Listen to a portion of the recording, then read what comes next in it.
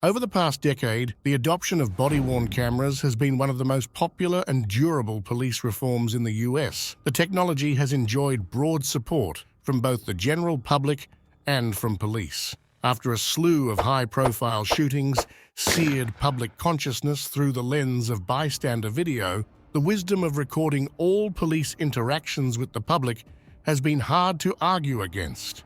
A recent investigation by ProPublica and the New York Times, however, found that the promise of body cameras has been undermined by policies around the release of footage. Departments across the country have routinely delayed releasing footage, released only partial or redacted video, or refused to release it at all, write Eric Umansky and Umar Farouk.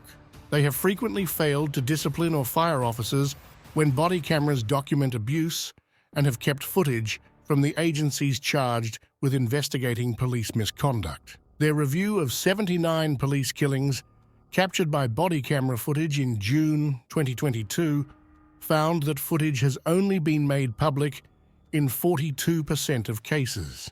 Another limitation of body camera footage is that it relies on subjective interpretation. When the Grio News Network recently sent footage of the same police use of force incidents to 10 experts, interpretations of what they saw and heard varied dramatically, even on basic matters, including whether or not the subject complied with officer demands. Perhaps hard-to-get footage is better than none at all, though.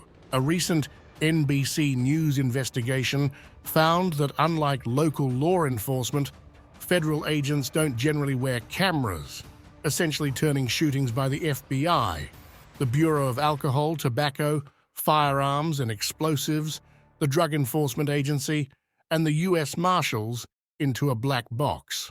Once body camera footage is released, it can be instrumental in countering false police accounts that likely would have been accepted as true. Take the case of Ronald Green, who was killed by state police outside of Monroe, Louisiana, in 2019. Officers reported he had died in a car crash, but body camera footage revealed that they'd beaten, tased, and mocked Green, and then left him handcuffed and shackled face down while waiting for an ambulance. 3 of the officers involved are facing criminal charges, and the agency is under federal investigation. Victims of police violence and their families often seek the release of body camera footage in the hope that public outrage will lead to accountability that is otherwise elusive.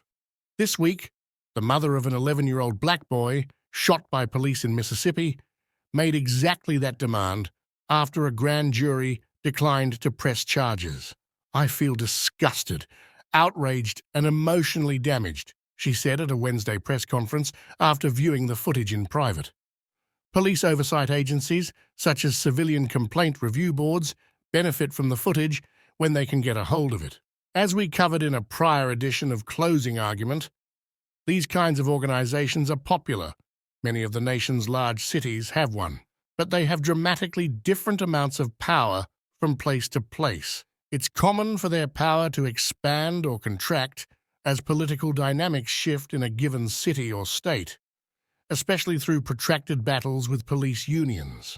The Chicago Civilian Office of Police Accountability is one of the few in the country with direct access to body camera footage, a power it received after outrage over the shooting death of Laquan McDonald in 2014.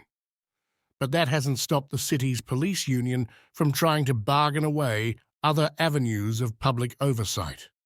In current contract negotiations, the union is seeking a provision that would allow officers accused of misconduct to remove their cases from the docket of the Public Chicago Police Board, and instead have them decided privately by an outside third party, the Chicago Tribune reports. In New York, the Civilian Review Board must navigate a maze of bureaucracy to obtain body camera footage, and now faces a new stumbling block. The board announced this week that it was suspending several categories of investigation into police misconduct due to budget cuts demanded by Mayor Eric Adams, a former police officer. In Florida, civilian review boards face a threat to their very existence. A state representative recently filed a bill that would make it illegal for cities to create any kind of agency for receiving, processing, or investigating complaints of misconduct by law enforcement and corrections officers. The bill's sponsor cited the stress that investigations can put on officers. It's a move reminiscent of other efforts by state officials in Florida to restrict how their local counterparts handle the justice system. In New Jersey, by contrast, lawmakers advanced a bill this week that would give civilian complaint review boards the power to subpoena witnesses, an authority that these boards and their supporters often covet. A proposed amendment would only apply the power to 4 of the state's largest departments as a pilot program for 5 years, making the bill bittersweet for advocates of more oversight.